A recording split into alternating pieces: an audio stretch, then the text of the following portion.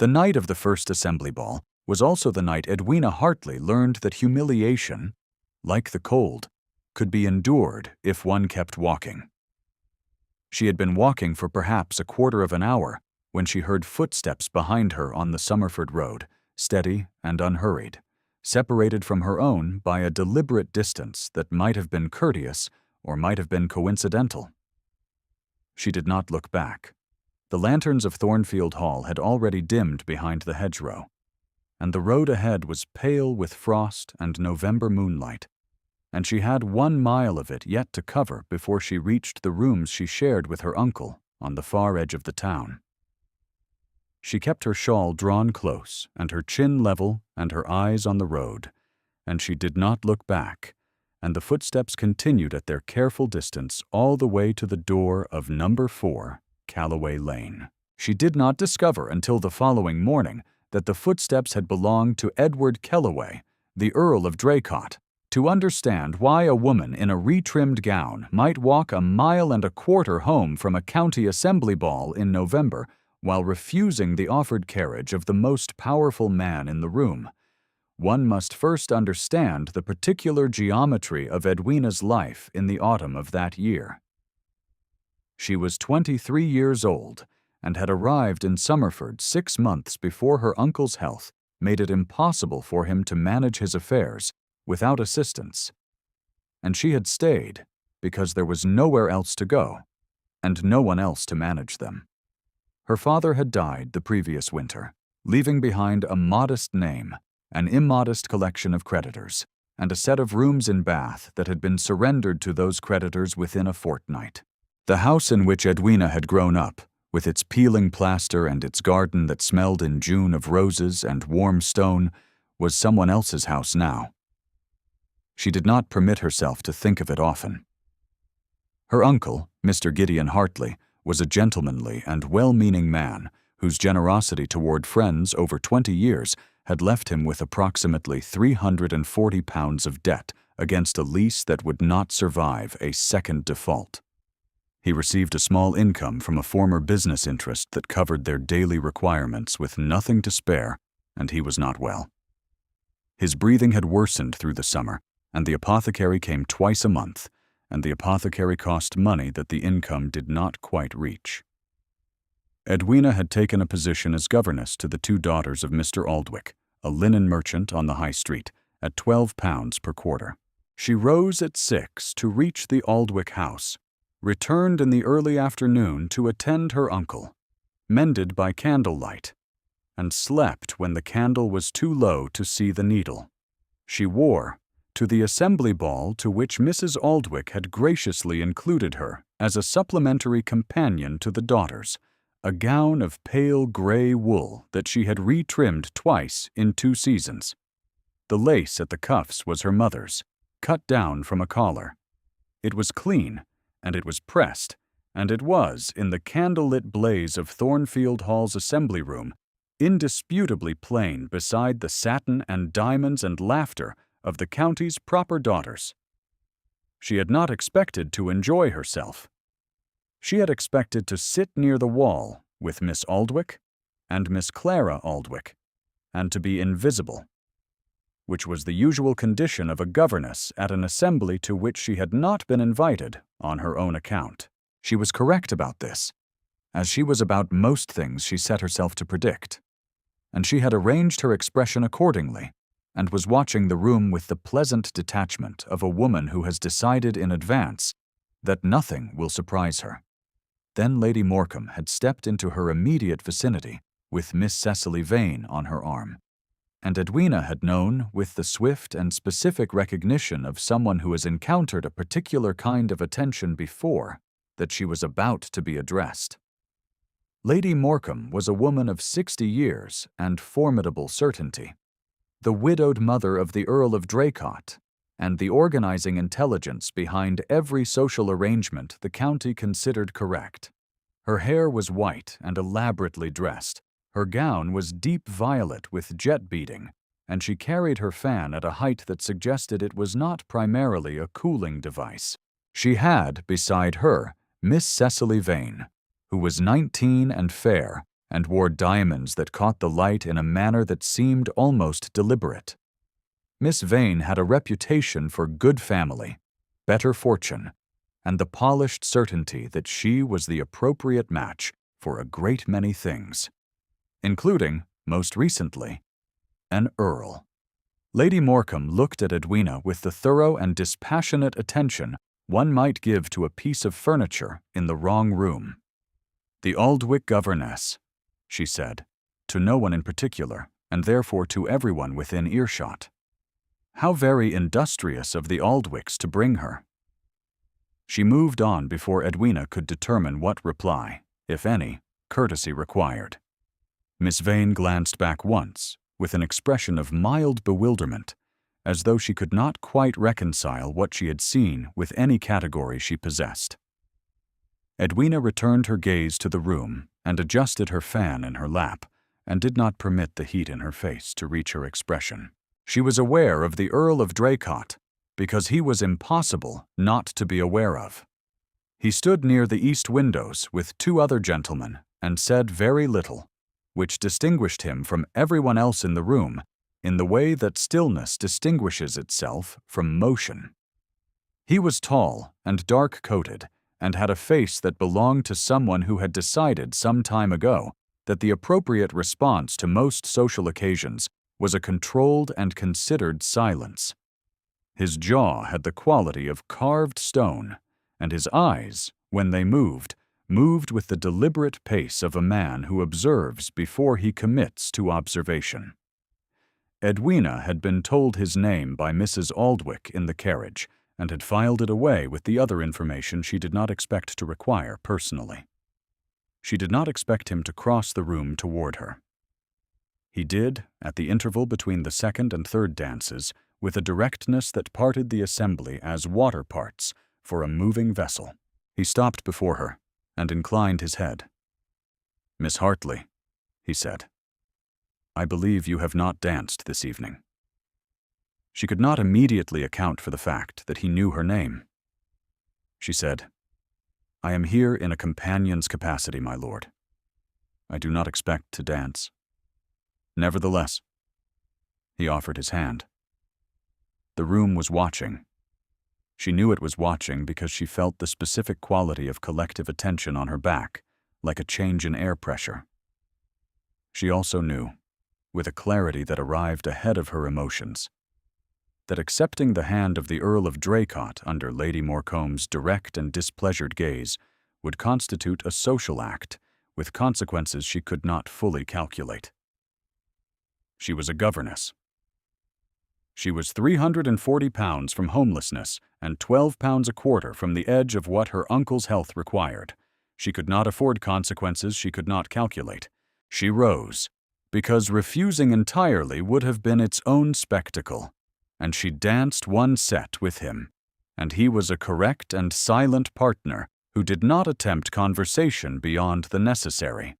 And when it was over, she thanked him and resumed her seat, and did not look to see where Lady Morecombe was standing or what her expression contained. It was at the end of the evening that matters arrived at their particular difficulty. The Earl appeared beside her at the cloakroom door and said, with the same level authority he applied to everything, "My carriage is at the door, Miss Hartley. I will have you driven home." It was, by every standard Edwina understood, a generous and practical offer.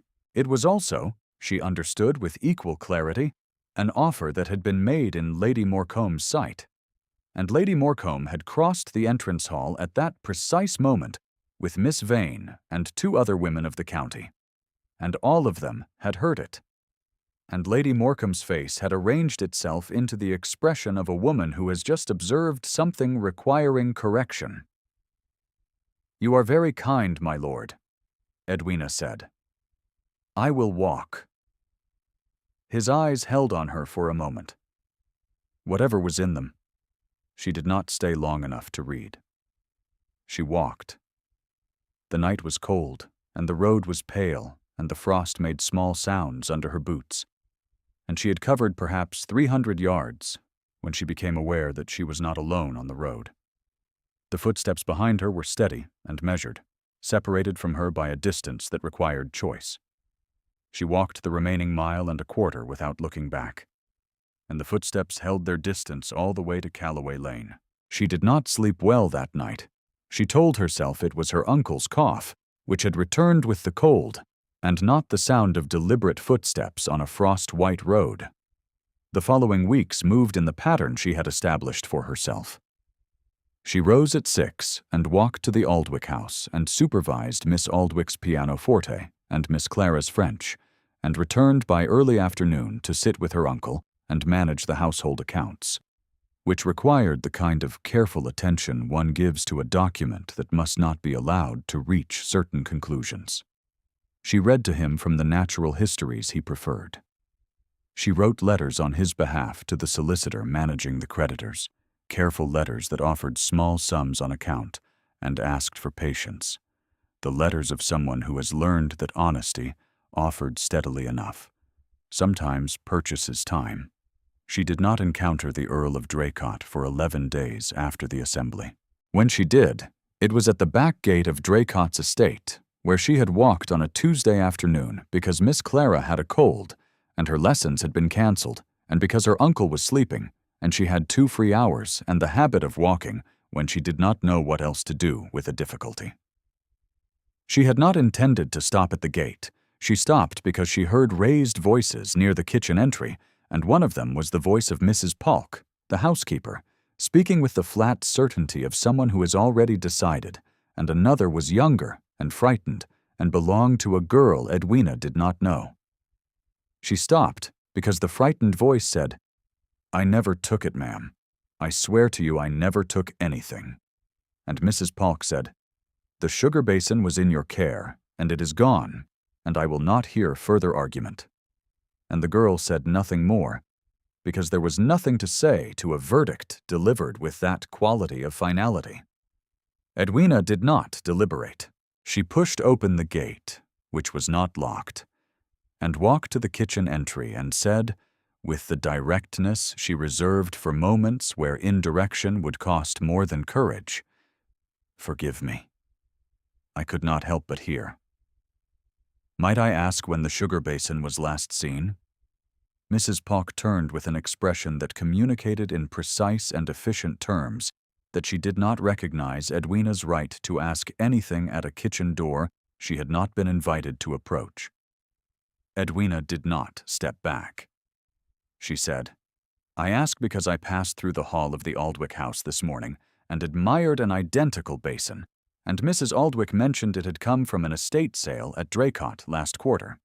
If yours was not among those items included in the sale, then perhaps there is simply some accounting confusion. But if it was, then this young woman cannot possibly have taken what was no longer here." The silence that followed was the kind that reconfigures a room. Mrs. Polk's certainty shifted by degrees, the way ice shifts before it cracks. "I was not informed of any basin in the sale," she said, "but the weight had gone out of it." "Nor perhaps was she," Edwina said with a nod toward the girl, whose name she learned a moment later was Nan Briggs. "It would be worth confirming before a conclusion is recorded." She left before she could be thanked or questioned, because she was aware that she had crossed several boundaries that were not hers to cross, and she did not wish to make her awareness of that fact into a request for credit. She did not know, as she passed back through the gate and onto the lane, that Edward Kellaway had been standing in the shadow of the stable archway since the moment she pushed open the gate, and that he had stood there without moving until she was out of sight on the road. She did not know that he stood there for some time after. He had ridden out that morning with the intention of confirming a fence repair along the north field, and had returned through the kitchen yard on instinct or habit or some less named reason, and he had heard the same voices she had heard, and he had paused in the shadow of the arch to assess, because assessing before acting was a discipline he had imposed on himself after the failure of impulse in the matter of his wife, who had died 4 years ago in the autumn, while he was in Lincolnshire managing a property dispute he had told himself could not wait. She had gone into her confinement 2 weeks early. He had not been there. The discipline he had developed in the years since was a form of internal accounting. He observed before he acted. He weighed before he committed. He did not allow himself the luxury of instinct, which had cost him everything he had cared about and proven itself unreliable in the one circumstance where it had mattered most. He had not, since her death, looked at a woman and permitted himself the thought that she was worth anything specific to him. He watched Edwina walk back through the gate and found himself noting, against his discipline's strictest rules, the quality of her bearing as she crossed the frozen yard toward the lane, which was not a bearing of triumph or self-congratulation, but simply the bearing of someone who has done what was required and now intends to continue with the rest of her afternoon. He had her name confirmed by his secretary that evening. He had, if he was honest with himself, possessed it since the assembly ball, where he had made his secretary inquire quietly on his behalf about the pale gray-gowned woman sitting with the Aldwych daughters. He had not acted on that inquiry. He had stood near the east windows and observed and exercised his discipline, and then he had crossed the room, which was the single failure of discipline he would permit himself, and she had danced with him and thanked him at the end, with her eyes directed at a point slightly past his shoulder. He had written a brief and carefully composed letter the following week, addressed to Mr. Gideon Hartley at No. 4 Calloway Lane, inquiring in general terms whether the household had any needs that the estate might address, framed as a courtesy extended by the estate to long-established residents of the county. It was a legitimate inquiry. It was also, he acknowledged to his own accounting, not entirely impersonal. He had sealed the letter and sent it with a footman, and not received a reply. He did not yet know the letter had never been opened. The Thornfield Hall dinner in the second week of November was a gathering of 30 guests, assembled at the home of Sir William and Lady Fenwick, who were old friends of Lady Morecambe's, and whose dining table was long enough to arrange the county's significant persons in a configuration that communicated relative standing with mathematical precision. Edwina was present because Mrs. Aldwych had again included her as a companion to the daughters, who were attending their first formal dinner and required steadying. She was seated at the tables furthest removed from its center, between Miss Clara and a retired colonel who was slightly deaf, which suited her. Lady Morecambe arrived with Miss Vane on one side, and a composed satisfaction on her face, that she wore the way she wore her diamonds, as an assertion of correctness rather than an expression of pleasure. The dinner proceeded. The courses arrived and were removed. Edwina ate what was placed before her and spoke when spoken to, and watched Miss Clara navigate a fish course with creditable steadiness. She was aware of the Earl at the table's far end, where he sat with his characteristic stillness, and she was aware that Lady Morecambe's gaze had moved across the room and located her twice before the soup was cleared. It was during the interval between removes that Lady Morecambe addressed the table at a volume calibrated to carry. "I have always admired the Aldwychs' commitment to the welfare of their staff," she said to Lady Fenwick and to the table's listening centre. "Bringing one's governess to a county dinner is a generous impulse, though one wonders whether the governess herself finds it comfortable, being placed where she does not quite belong." She paused. "A governess and nothing more in such a room cannot find it easy." The table did not laugh.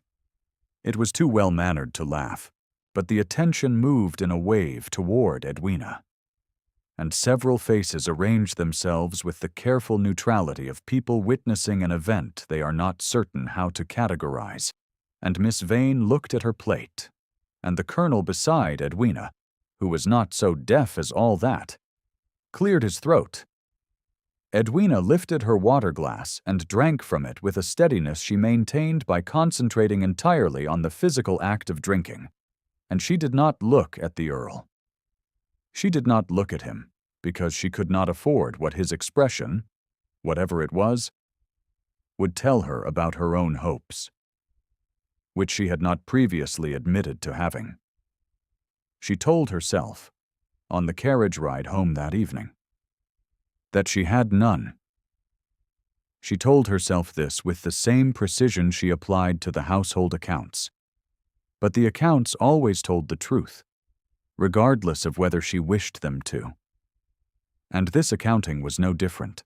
The intelligence that undid her arrived 12 days later, carried without malice by Mrs. Aldwych, who mentioned over the breakfast table that she had heard from Lady Fenwick that the Earl of Draycott had agreed to a formal introduction with Miss Cecily Vane, arranged through Lady Morecambe's direction, and was it not a handsome match for the county? Edwina continued correcting Miss Clara's copy until Mrs. Aldwych moved on to other subjects. She walked home in the early afternoon through a cold that had deepened since morning, and she sat with her uncle while he slept, and she reviewed the household accounts, which showed £12 received for the quarter, and £14 required for the quarter, and £340 of debt against a lease renewed in January. She reviewed these figures, and they were unchanged, and she had no new plan for addressing them. She also reviewed, though she had not intended to, the assembly ball, the dance, the offered carriage, the 1.25 miles of footsteps she had refused to acknowledge, the stillness at the dinner table. The inquiry she had assumed must have been courtesy and nothing more. She found at the bottom of her uncle's writing desk, among papers she had been meaning to organize, a sealed letter addressed in a careful hand to Mr. Gideon Hartley.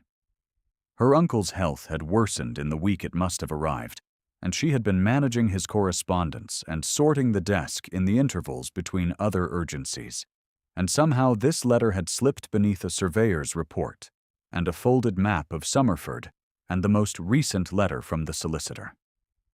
It was sealed. She did not open it. She looked at it for some time, and what she felt was not curiosity, but something more like the recognition of an unpaid debt. She did not know who had sent it. The seal bore a device she recognized, having seen it above the gate of Draycott's estate during many walks past it. But she did not permit herself to assign meaning to that recognition. She had, in any case, other knowledge to process. Lady Morecambe's third pronouncement, which had reached her at 2 removes since the Thornfield Hall dinner. The Aldwych governess presumed at the assembly to dance with Draycott on his mistaken invitation, and walked home alone when she could have ridden with the Aldwychs, which tells you everything about her judgment. A governess and nothing more, with a governess's propriety and a governess's prospects. This reported in the tone of someone closing a file. Edwina sat with the sealed letter in her hands, and the accounts before her, and the sound of her uncle's difficult breathing from the next room, and she made her decision. She could not open the letter. It was addressed to her uncle and sealed, and whatever it contained was not hers. She could not keep it and leave it unanswered, because it was debt of a different currency than pounds, and it had been sitting unreturned for longer than was honest. She would return it. She would walk to Draycott's estate and return it to the hand from which she believed it came, and she would explain that her uncle's illness had prevented its receipt, and she would offer no other interpretation and request no explanation, and that would be the end of it. She set out the following morning at 7, before Miss Clara's lessons required her. The frost was still hard on the road, and the sky was the gray of unwashed wool, and her boots were the boots she wore every day, because they were the only pair she owned. She walked the 2 miles to Draycott's gate with the sealed letter in her coat pocket and rang the bell at the side entrance, which was the entrance appropriate to her station, and asked for the Earl's secretary. She did not get the secretary. She got the Earl himself, who appeared in the doorway of the estate office with the look of a man interrupted mid-thought, wearing a coat that suggested he had not expected callers, and who looked at her for a long moment with his face arranged in its careful stillness. She held out the letter. "This arrived at my uncle's house some weeks ago," she said. "He has been ill and unable to attend his correspondence, and I was remiss in not discovering it sooner among his papers. I return it unopened, as I believe it was intended for him, and not for my handling." He looked at the letter in her hand and then at her face. "You have not read it," he said. "It was sealed and addressed to my uncle. I did not open it." He took the letter. He did not move to open it. He stood in the doorway with it in his hand and said, "Come inside. You have walked 2 miles in this cold." "I am perfectly well, my lord." "Come inside, Miss Hartley." A pause. "Please." It was the please that moved her. She had not expected it. She followed him into the estate office, which smelled of coal smoke and damp wool and old paper, and he indicated a chair, and she sat, and he remained standing, and the fire in the grate gave out enough heat that her hands began to thaw and ache from it. He turned the sealed letter over once. He said, "I wrote to your uncle to inquire about his health and circumstances, and whether there was any assistance the estate might provide. I framed it as a general courtesy." He looked at the fire. It was not entirely a general courtesy. Edwina said nothing. He said, "I have agreed to nothing with respect to Miss Vane. My mother arranged an introduction without consulting me." His voice had the quality of a man being precise about something that matters. "I was not consulted." She looked at her hands, which were reddened from the cold and plain in her lap. She said, "My lord, you do not owe me any account of your arrangements." "No," he said. "I do not." He set the letter on the desk. "Nevertheless." The fire spoke in the silence between them.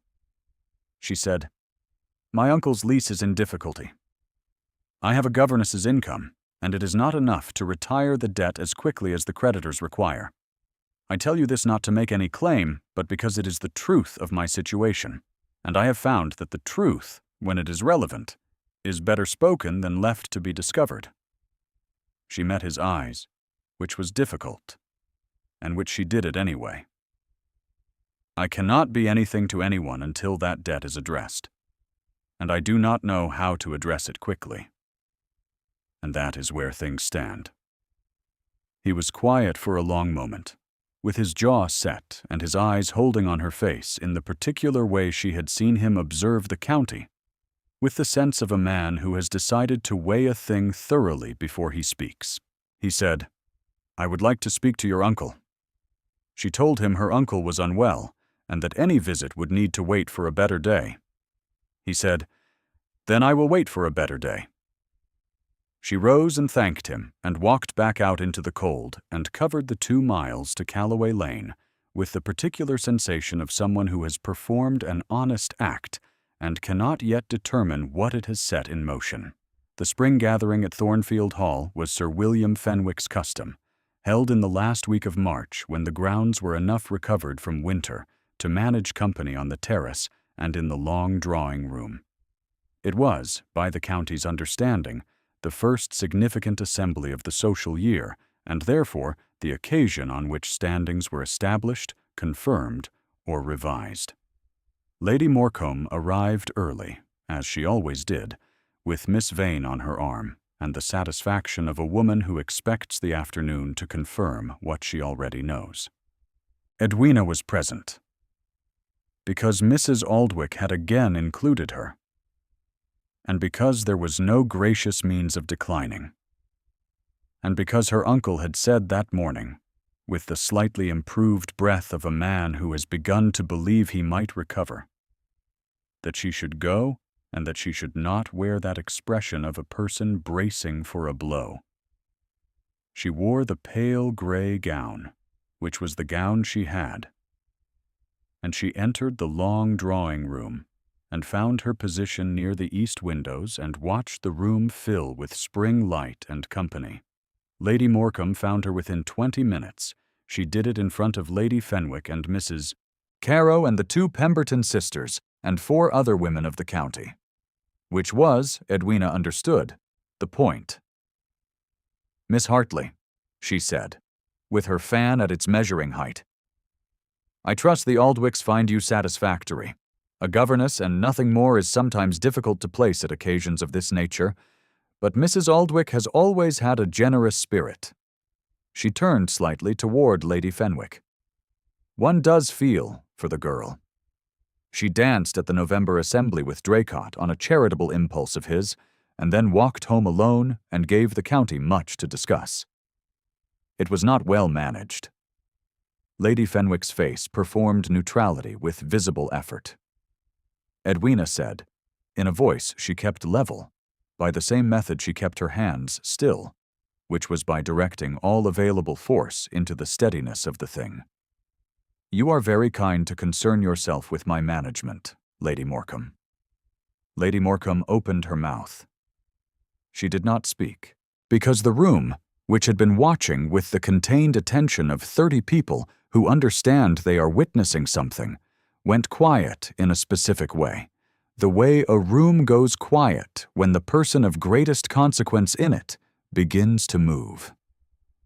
The Earl of Draycott crossed the long drawing-room in 12 deliberate strides, and the crowd did not part so much as recede, the way grass bends before a wind.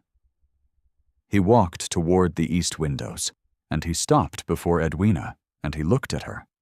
And what was in his face was not the controlled stillness she had catalogued across the winter, but something beneath it, the thing the stillness had been holding, which was, she recognized with a clarity that arrived before she could prepare herself for it, a specific and decided attention that had never been casual and had never been charitable. He said, in a voice level enough to carry without being raised, "Edwina." It was the first time he had used her Christian name, in the county's hearing, at a gathering at which his mother was present, and his intended introduction was arranged, and the season's verdicts were being delivered with their usual efficiency. He said, "I have spoken to your uncle, who is a man of considerable good sense, and I have spoken to my solicitor, and I have arranged for the matter of the debt at Calloway Lane to be settled against the Draycott estate accounts as a personal transaction, which your uncle has graciously permitted." He paused. "The £340 is discharged. The lease is renewed." Lady Morecambe's fan stopped moving. He said, "I have also written to the county's magistrate, Sir Henry Aldbourne, who is a fair man, to confirm that the record of Miss Hartley's uncle's debt is clear." He did not look at his mother. "I should like Miss Hartley to be quite certain of her freedom before I ask her anything." The room did not breathe. He said, "I am asking you, in front of these witnesses, whether you will consider becoming the Countess of Draycott." He said it with the precision of a man who has chosen every word for its accuracy, rather than its elegance. "I have no interest in a considered introduction arranged for appearance's sake. I have an interest in you specifically, which I have had since November, and managed poorly, and should have acted on directly, instead of sending a letter your uncle was too ill to read, and which you were too honest to open." She looked at him. She looked at his face, which had shed, for the first time in her observation of it, its quality of held-back distance.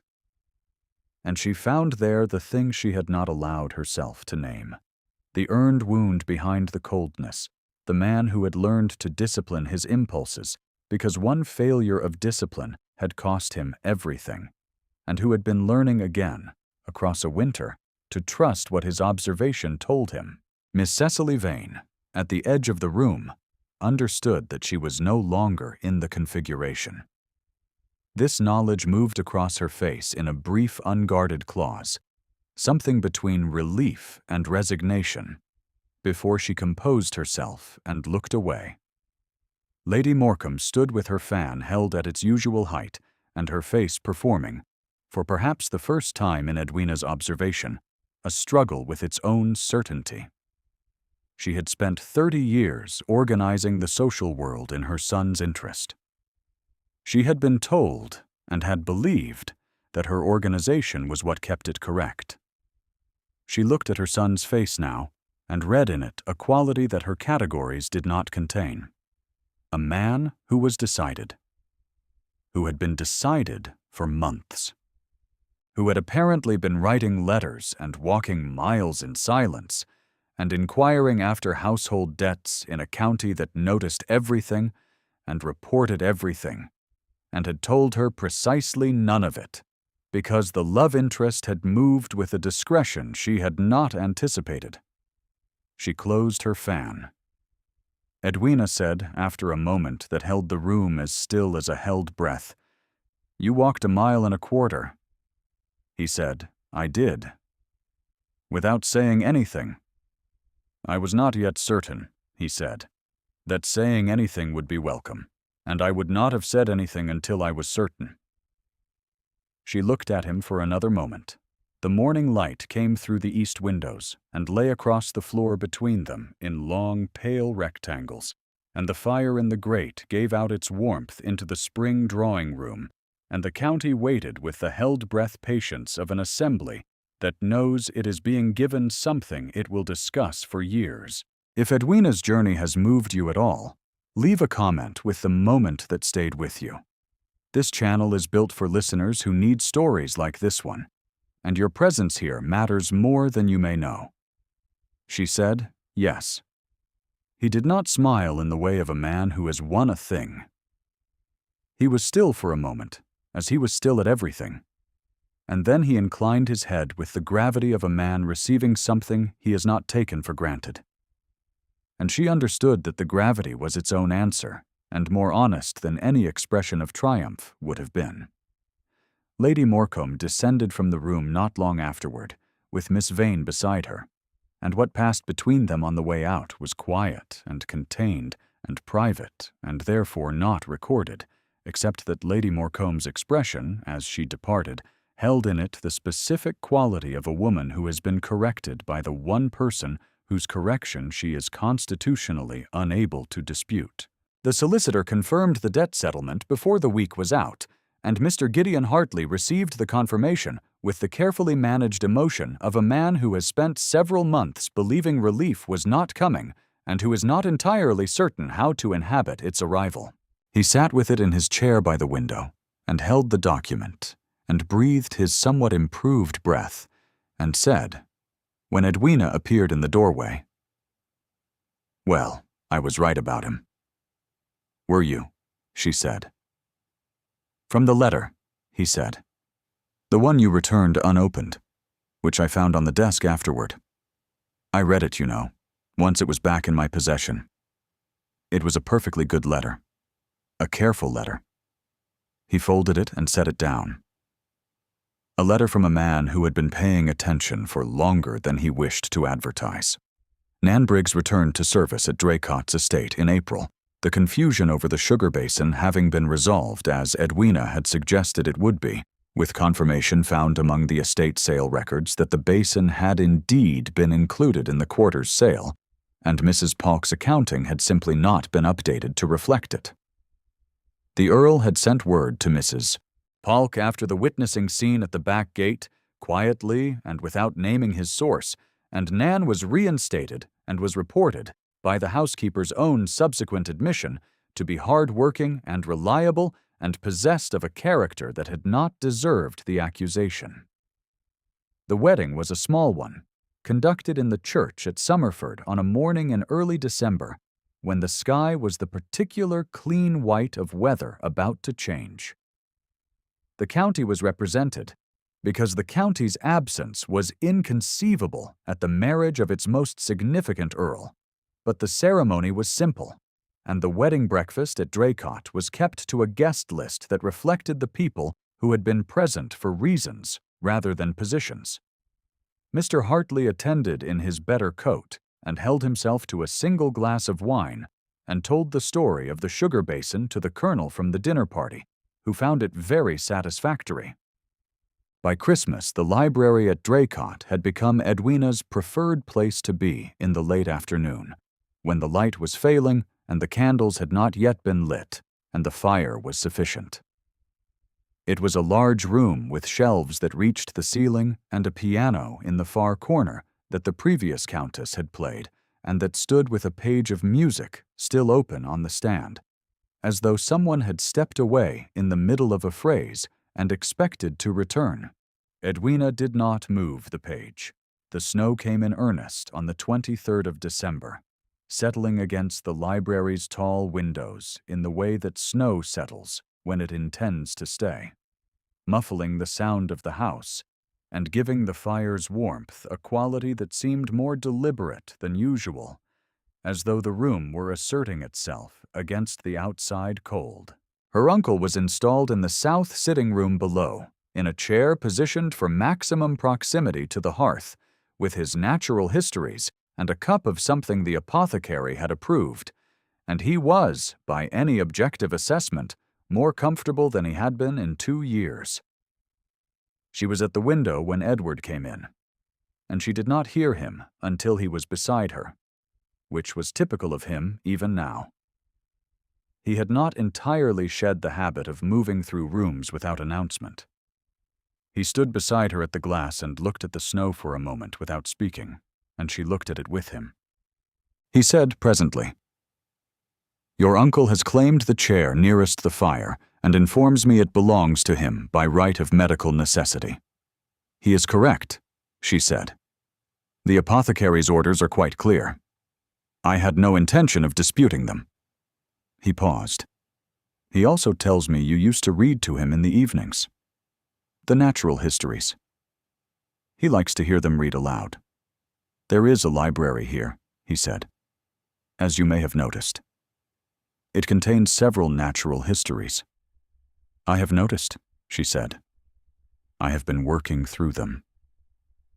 She looked at him, the profile she had memorized across a winter of deliberate, discreet observation, sharp and still in the firelight. "You did not mention them when you showed me the library. I thought," he said, "you would find them yourself." He was quiet for a moment. "You generally do."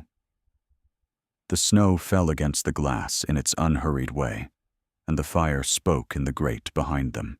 And from somewhere below came the sound of her uncle's voice, engaged in what appeared to be a satisfied monologue directed at the house in general, and the piano stood in the corner with its page of music left mid-phrase, patient and particular, exactly where it had always been.